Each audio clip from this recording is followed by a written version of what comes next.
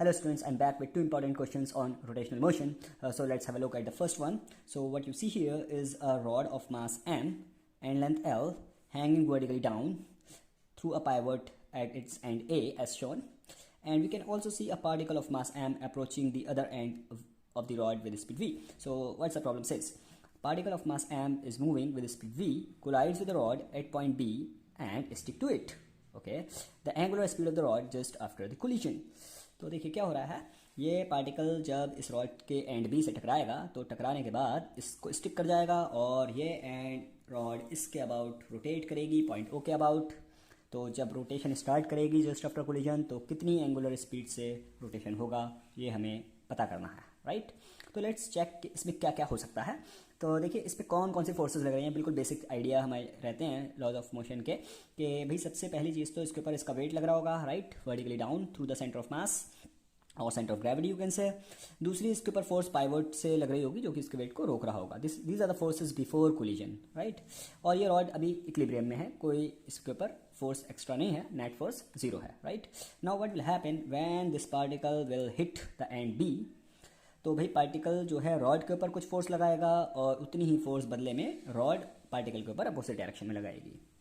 तो अगर मैं पार्टिकल और रॉड को सिस्टम मान लूँ तो ये तो उनके आपस की इंटरनल फोर्स हो गई. तो क्या इसके ऊपर रॉड और पार्टिकल एम के ऊपर एक्सटर्नल फोर्स जीरो होंगी ड्यूरिंग कोलिजन? नो, क्योंकि जब ये पार्टिकल इस रॉड से टकराएगा तो क्या होगा, ये जो पाइवोट है यहाँ पर भी एक झटका आएगा, एक इम्पल्सिव फोर्स आएगी. तो क्योंकि पाइवोट एक एक्सटर्नल यहाँ से जुड़ा हुआ कील वगैरह कुछ है तो वो इस सिस्टम के ऊपर फोर्स लगाएगा. तो इसका मतलब एक्सटर्नल फोर्स जीरो तो नहीं है ड्यूरिंग कोलिजन. अगर मैं सिस्टम किसको मान रहा हूँ, रॉड को और एम मास पार्टिकल को, है ना, क्योंकि इन दोनों की आपस में इंटरनल फोर्स तो है लेकिन पाइवट की जो फोर्स होगी वो एक्सटर्नल होगी. तो क्योंकि एक्सटर्नल फोर्स नॉन जीरो है तो I can not conserve linear momentum, right. तो सॉल्यूशन में सबसे पहले हमें समझ में आ रहा है we can not conserve linear momentum, p not conserved. Okay, तो क्या कंजर्व्ड हो सकता है, लेट्स सी. एनर्जी, क्या एनर्जी कंजर्व्ड हो सकती है? तो जब ये पार्टिकल इस रॉड से टकराएगा और इसके ऊपर स्टिक कर जाएगा, इसका मतलब इन इलास्टिक कोलिजन हो रहा है और इन इलास्टिक कोलिजन में एनर्जी का लॉस होता है. तो इसका मतलब मैकेनिकल एनर्जी भी हम कंजर्व नहीं कर सकते हैं. फिर और क्या चीज़ कंजर्व हो सकती है या क्या कर सकते हैं यहाँ पर? तो देखिए जब ये पार्टिकल इस रॉड से टकराएगा तो उनकी जो फोर्सेस होंगी वो तो इक्वल अपोजिट होंगी, कैंसिल आउट हो जाएंगी.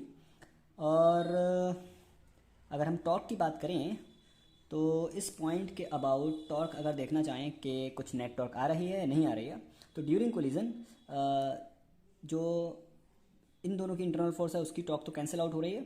साथ ही साथ जो फोर्स पाइवट लगाएगा वो फोर्स पाइवट से पास होगी. तो एक्सटर्नल फोर्स यहाँ पर है लेकिन उसकी टॉर्क पाइवट ए के अबाउट जीरो है. इट मीन्स यहाँ पर हम एंगुलर मोमेंटम कंजर्व कर सकते हैं. किस पॉइंट के अबाउट? दिस पॉइंट के अबाउट एक्सटर्नल टॉर्क जीरो होती है.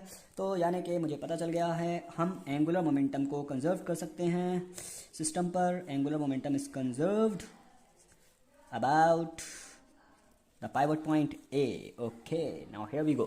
So angular momentum is conserved. That means angular momentum before collision is same as angular momentum after the collision. That means Li is equal to Lf. Initial momentum angular momentum is equal to final angular momentum. अब initially angular momentum यानी कि before collision rod में तो कोई angular momentum नहीं था because rod तो बेचारी शांत लटकी हुई थी. जो भी एंगुलर मोमेंटम रहा होगा वो पार्टिकल का रहा होगा और पार्टिकल का एंगुलर मोमेंटम हम बोलते हैं एम वी आर परपेंडिकुलर या आर क्रॉस एम वी. तो एम वी तो वेक्टर यही है और आर क्योंकि हम ए के अबाउट एंगुलर मोमेंटम देख रहे हैं तो आर वेक्टर जो है वो ये आया. तो एम वी और आर एक्चुअल में इसकी लेंथ है. तो एंगुलर मोमेंटम पार्टिकल का जो रहेगा बिफोर कोलिजन वो रहेगा एम वी टाइम्स एल, क्योंकि मैग्नीट्यूड वाइज एंगुलर मोमेंटम होता है m v into r perpendicular, where r perpendicular is the length of the perpendicular और the distance of line of action of motion, line of motion from the point about which we are interested to find the angular momentum. So हम angular momentum point A के about find कर रहे हैं तो A से अगर इसकी line पे परपेंडिकुलर कराएंगे तो वो जस्ट L के बराबर आएगा. प्लस इस रॉड में क्या एंगुलर मोमेंटम था before collision? It was just zero. और ये एंगुलर मोमेंटम जो बिफोर कोलिजन है इसको हमें रखना होगा angular momentum after the collision, क्योंकि और तो कोई चीज़ कंजर्व है नहीं. एनर्जी कंजर्व नहीं है, लीनियर मोमेंटम कंजर्व नहीं है. तो फाइनल एंगुलर मोमेंटम, फाइनली क्या होगा जब कोलिजन हो जाएगा तो ये रॉड और पार्टिकल साथ में रोटेट करेंगे, और क्योंकि ये एक जब साथ में से मूव करेंगे तो एक रिजिड बॉडी की तरह बिहेव करेंगे, और रिजिड बॉडी का एंगुलर मोमेंटम हम आई ओमेगा के टर्म्स में लिखते हैं। I is the moment of inertia of the system. अब जब ये सिस्टम बन गया है तो इस सिस्टम का मोमेंट ऑफ इनर्शिया कैसे लिखोगे? एक तो रॉड का मोमेंट ऑफ इनर्शिया, क्योंकि सिस्टम में के मोमेंट ऑफ इनर्शिया में रॉड भी कंट्रीब्यूट करेगा, और जो पार्टिकल इस रॉड पर स्टिक कर गया है वो भी मोमेंट ऑफ इनर्शिया में कंट्रीब्यूट करेगा। तो आई ओमेगा में आई हमें दोनों चीज़ों का इंक्लूड करना है। रॉड का मोमेंट ऑफ इनर्शिया, रॉड का मास कैपिटल एम है, इसके एंड के about m l square by 3 plus क्योंकि ये पार्टिकल खुद रॉड पर आ गया है और इसकी यहाँ से डिस्टेंस एल है, तो m l square is the moment of inertia of the particle. तो पूरे सिस्टम का मोमेंट ऑफ इनर्शिया ये हो गया, एंड इस I omega. Okay, so what next you can do is to just take L square common from here, so we are left with mvl, I must raise it up, is equal to, I am taking L square common and also taking 3 as the LCM, and after some simplification I could get 3m plus 3m over 3 times L square omega. So I lose one of my L from there, and I will left with the answer omega is equal to how much? I bring this 3 here, so 3 mv over capital M plus 3m times L. So this is the answer. Now coming to the second question, we again see a rod of mass m and length L, which the rod is pivoted about point A and the rod is capped in some horizontal position as shown. Now the question says, what will be the angular speed of the rod when the rod is released from horizontal position and reaches lowest position? So when you release this rod will rotate and will eventually come down, right? It will go further, but we are only interested to find the angular speed of this rod when it is at the lowest position. तो ये घूमती हुई नीचे आएगी और जब ये यहाँ पर होगी तब तक इसमें कुछ अच्छी खासी एंगुलर स्पीड ओमेगा आ चुकी होगी, और वही हमें पता करना है, राइट? तो अब देखते हैं इस क्वेश्चन में क्या क्या चीज़ें हो सकती हैं। तो उसके लिए फिर से हम एनालाइज करेंगे कि इस रॉड पर कौन कौन सी फोर्सेस लग रही होंगी जिस समय ये नीचे आ रही होगी। तो देखते हैं, एक तो सबसे पहली फोर्स इसका खुद का वेट लग रहा होगा mg, और दूसरी फोर्स होगी पाइवट की फोर्स होगी, और तो कोई भी फोर्स नहीं होगी इसके ऊपर, पाइवट की फोर्स होगी और mg फोर्स होगी, राइट? तो अब देखते हैं इसके ऊपर क्या क्या चीज़ें करी जा सकती हैं। अगर कोई कहे इसका लीनियर मोमेंटम कंजर्व हो सकता है, नहीं, क्योंकि इसका वेट जो है वो डाउनवर्ड लग रहा होगा और वो ज़रूरी नहीं है पाइवट फोर्स के बराबर हो, बल्कि होगा ही नहीं क्योंकि ये रॉड पूरी की पूरी नीचे आ रही है। तो linear momentum again is not conserved.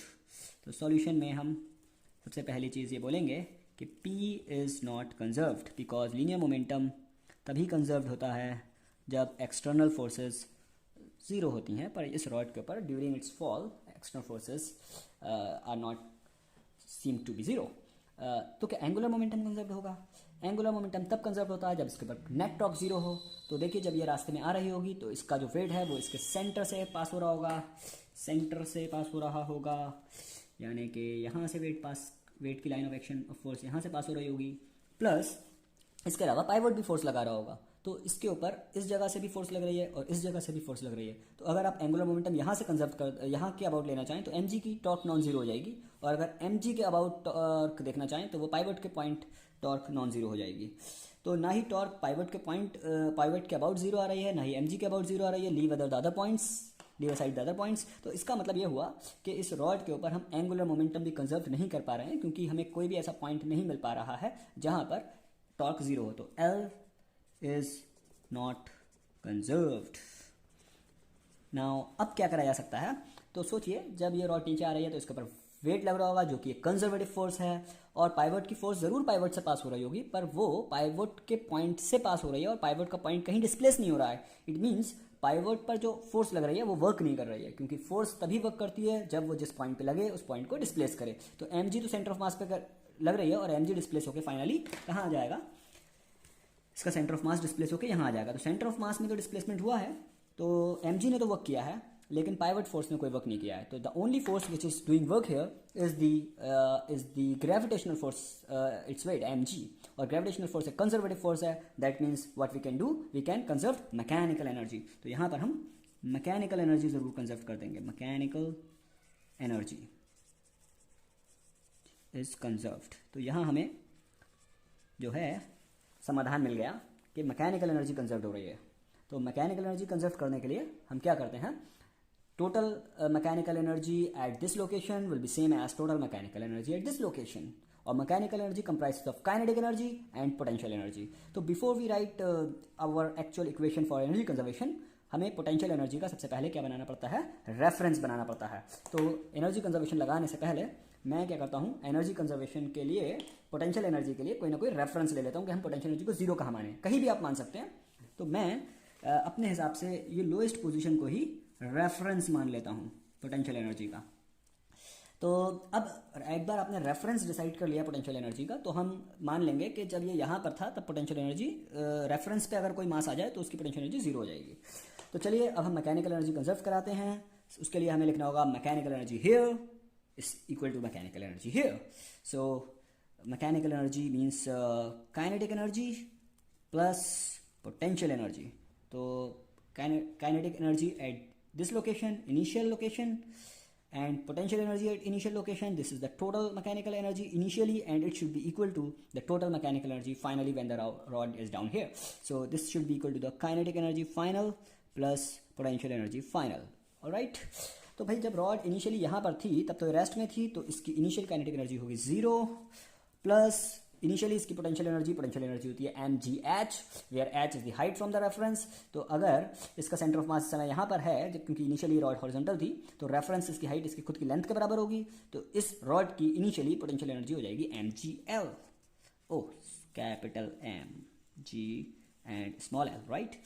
और जब ये रॉड नीचे यहाँ पर आएगी उस समय रॉड के पास जो भी काइनेटिक एनर्जी होगी वो रोटेशनल काइनेटिक एनर्जी की फॉर्म में होगी, और हम जानते हैं रोटेशनल काइनेटिक एनर्जी होती है हाफ आई ओमेगा स्क्वायर। तो इसकी जगह हम रख देंगे हाफ आई ओमेगा स्क्वायर। आई मतलब रॉड का moment inertia about it's and, तो हाफ आई की जगह हम ले लेंगे ml स्क्वायर बाई 3, क्योंकि रॉड का मोमेंट इनर्शिया उसके खुद के एंड के अबाउट होता है ml स्क्वायर बाई 3। अगर रॉड की लोएस्ट पॉइंट पे स्पीड ओमेगा है तो हाफ आई ओमेगा स्क्वायर का ये ओमेगा आ गया, प्लस जब ये लोएस्ट पॉइंट पे है तब इसकी पोटेंशियल एनर्जी क्या है। अब आपको पोटेंशियल एनर्जी जीरो है, नहीं पोटेंशियल एनर्जी जीरो नहीं है, क्योंकि जब ये रॉड बिल्कुल नीचे भी होगी तब भी इसका सेंटर ऑफ मास बिल्कुल नीचे नहीं होगा। सेंटर ऑफ मास रॉड का यहाँ से घूमता हुआ यहाँ आया है, तो सेंटर ऑफ मास अभी जीरो हाइट पे नहीं है, अभी वो मिड पॉइंट पर है, राइट। तो अभी इसकी पोटेंशियल एनर्जी, हालांकि रॉड का लोअर एंड बिल्कुल रेफरेंस पर है, लेकिन रॉड का जो एक्चुअल मास है वो सेंटर पर माना जाता है। तो अभी भी जब रॉड बिल्कुल लोएस्ट पोजीशन पर है उस समय भी हम कहेंगे इसका सेंटर या फिर इसका मास अभी भी L/2 हाइट पर है। तो अभी इसकी पोटेंशियल एनर्जी फाइनली जीरो नहीं हुई है, वो पोटेंशियल एनर्जी हुई है इसकी sorry, I am writing small m, mgl, it should be capital M, there is no small m anywhere. Okay, so this should be L/2, and when we bring this mgl/2 here, and mgl minus mgl/2, we end up with mgl/2 here, and this will be ml square upon 6 times omega square. I bring this here, so it is not there now. So I will left with what, m will cancel this m, and 1l will cancelled. So omega square is equal to how much? I must show this up here. Omega square will be 3g, because when it go here, L 3g by L, and so omega जो है वो हो जाएगा 3g by L का root. तो answer is not important, but जो हमारी strategy है वो इम्पॉर्टेंट है कि हमने इस क्वेश्चन में किस तरह से चीज़ों को आगे बढ़ाया है। हमने ये देखा कि भाई लीनियर मोमेंटम कंजर्व नहीं है क्योंकि एक्सटर्नल फोर्सेस नहीं है, नॉन ज़ीरो हैं, वेट की फोर्स तो कम से कम दिख ही रही है। इसके अलावा लीनियर एंगुलर मोमेंटम भी कंजर्व होता हुआ नहीं दिखाई दे रहा है, किसी भी पॉइंट के अबाउट टॉर्क जीरो प्रूफ नहीं हो पाई। पर वर्क डन केवल ग्रेविटी फोर्स कर रही है, पाइवट की फोर्स नहीं कर रही है, तो मैकेनिकल एनर्जी हमने यहाँ कंजर्व रखी, राइट। तो वी गेट द आंसर।